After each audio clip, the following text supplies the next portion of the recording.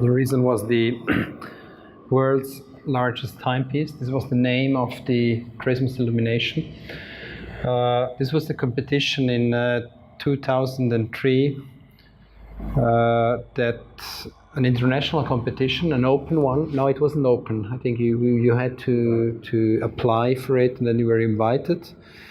And we decided to enter, also to apply, and then to enter a proposal, not because we did have any competence in light design, or because we previously did something, but because we were fascinated by the possibility that was back then brand new to control light through LED light. You know, now LED light is all over the place, in cars, at home, and so on. But back then light was a thing that you could switch on and off. You know, light bulb, and if you would do this too often, then the light bulb would be burned out in pretty soon. And LED work with pulse width modulation. You know, so they're not dimmed. What is an expensive process, because basically you're putting a resistor in between, creating heat. You know, and with LED this comes sort of for free, because they have a driver, and this switches on and off the light, the LED, at the frequency that is above of what the eye sees. And the result is that what you see is exactly the amount of light of time the LED is on. So if you switch it to 50% with pulse width modulation, means that 50% of the time it's off, 50% it's on, then again 50% it's off, and so on. But you just perceive 50% of the light. And this doesn't harm the LED, point one, so you can do it all the time. And second one, it comes from free and it's digitally controllable. This was a technical innovation. And on the other side, we had this was the brief to substitute the old famous, extremely beautiful Christmas illumination, iconic Christmas illumination that was there on the Bahnhofstrasse. And Bahnhofstrasse is the prime location in Zurich. It's the street connecting the main station to the lake. It's sort of a very urban place, and we were attracted by this possibility to operate with a minimal amount of material and a maximum sort of visual and emotional impact with this new technology at this scale. And when I talk about emotional impact, I don't mean what came later, you know, because we didn't know about this.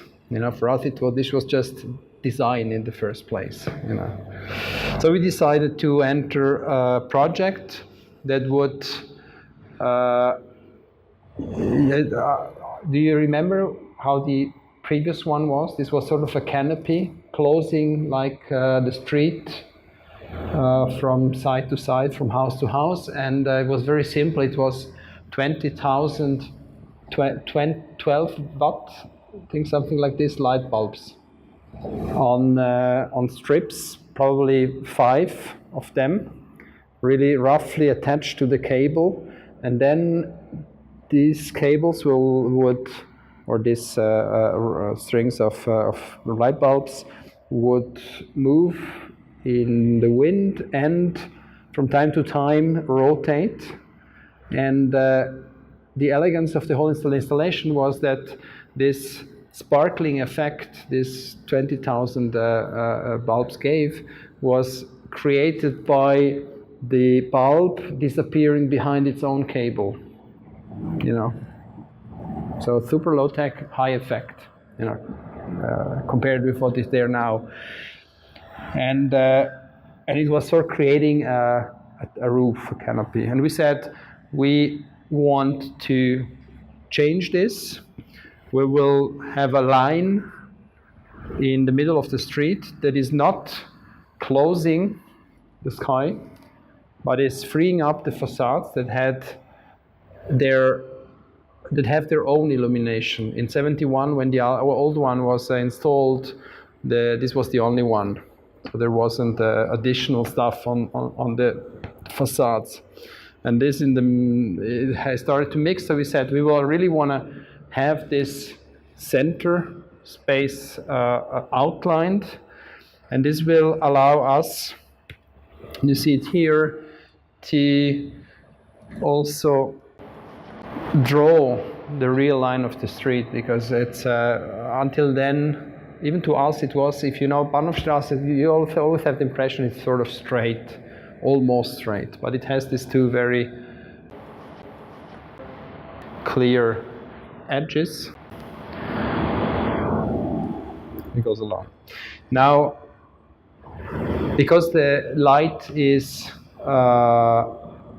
LED, and we would control it, could control it, the consequences was that we would consider this 1.1 kilometer array of these 7 meter long tubes as being a screen, a very low resolution screen.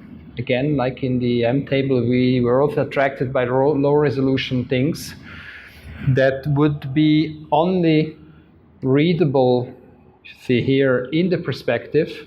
You know, if you come from you see it nicely in this video, you know, depending from where you look at it, it decomposes in single objects that have their logic on their own. And if you move into the street and then look into direction, then these lines collapse on top of each other and give you the illusion of a screen. So we had these two things. And this was then a real challenge. Maybe I have to say another thing. Part of the competition idea was also that, that this would be controllable like a big screen, and that we would work with time. You know, the time, it's a Christmas illumination, Christmas time, this 30 days, or it's a bit more. They always start end of November in order to make more business. But that the installation would sort of show the progression of time from one day after the other through changes in its appearance. And so we started to write interfaces and algorithms that would allow to couple an algorithmic design that is very similar in its technical foundation and also then formal expression to the cube, for example. So it's again, it's force fields that are moved along the street, not in the middle, but with a bit of distance, you know, to the screen, and that are controlled or sequenced in these 30 days, more or less, 4 weeks, you know, between the installation and end of the year when it gets shut down. And the big let's say challenge has been to, or is always, this is a fact, if you design open systems, that you cannot freeze at a certain point, because the cube, you can say, okay, this I like, then you just record stuff, collect the data, and then go from digital to material. This stays digital.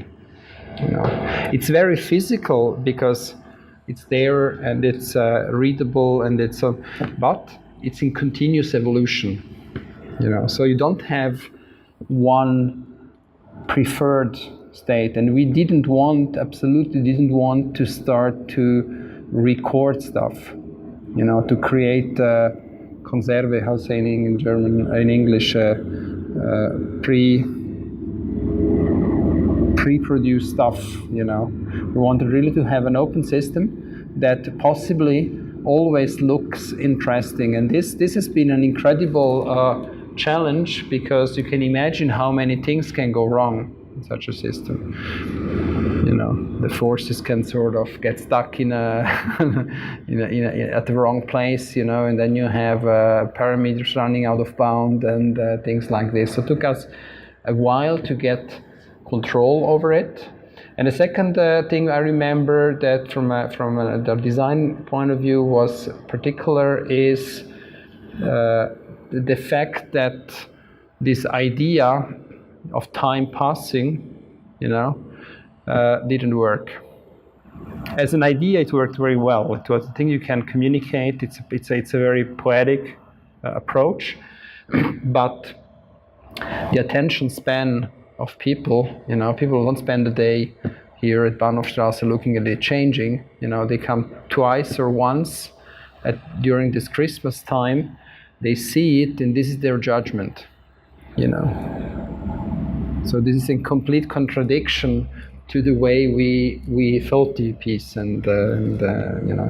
So basically, you are in a system where the perception, you know, has zero tolerance, and this is then also sort of connected. This is the movie that qualities. This is much better, but I show it because this was really it's sort of a historic document. This was the opening, you know. Here you had 10,000 people, and if you know how it what happened later, so you can imagine 30% of 30,000 people liked it, and 70% didn't like it at all. So it was a bit. But it was a live event when it was switched on. There was a great expectation. This is live sound that has been composed by Boris Blank, Yellow, for the installation.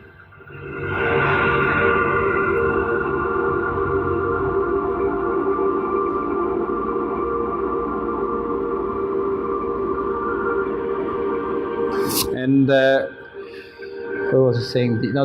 This scarce attention that you have, you know, in such a context that at the end of the day is about expectations. You know, what each single person thinks Christmas is or should be, concentrated on this very short moment that often is not even a relaxed one, but is you know, stressed one, that is multiplied or amplified through media. You know, this has been terrible. This was the beginning of these polls, online polls. You know, now I don't know, it still exists, but then it was excessive. You had one each single portal had one question a day. You know, so we were bombarded with all these results. You know. So this has been a very, very interesting experience beyond the fact of designing it and so.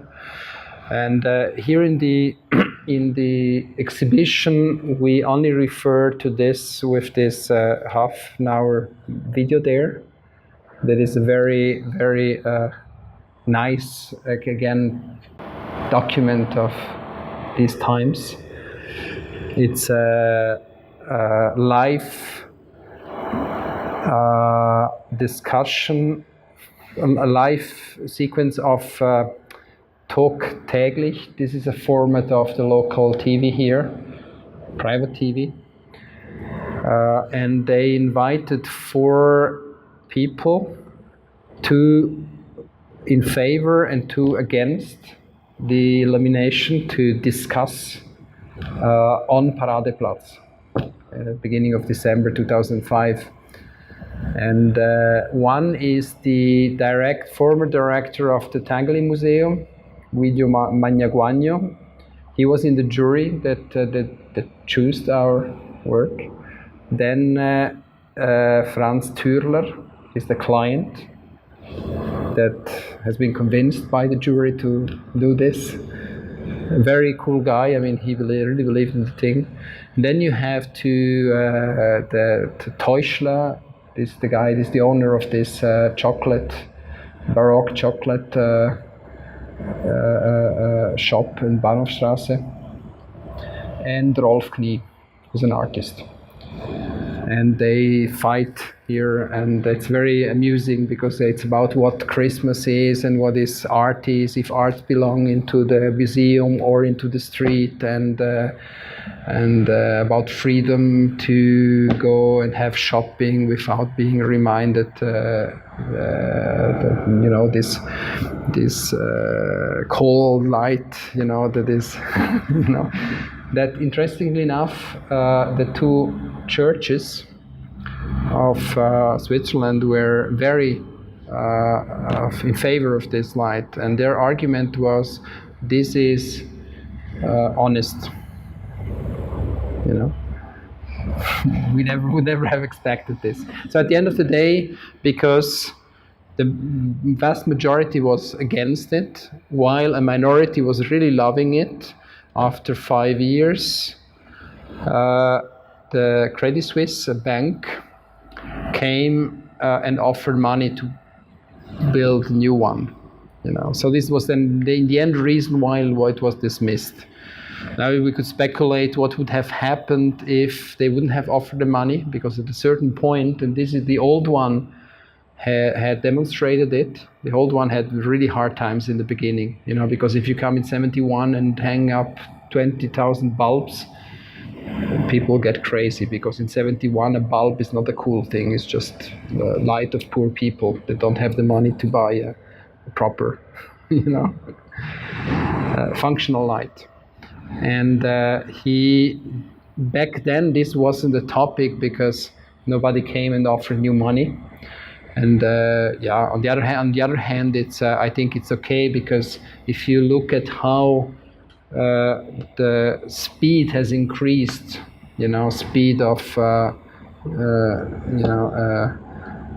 an installation shop window, has to be changed 4 times a year, otherwise it doesn't work anymore, and all this fits into this same logic. Now we go to the next project. This now is real architecture, and is less controversial. maybe because it's private. What's interesting with the Christmas illumination is that we still like it. So it is strange. I mean, it brought us into a crisis because we said, okay, I mean, as architects, we would like to, of course, design something which is liked.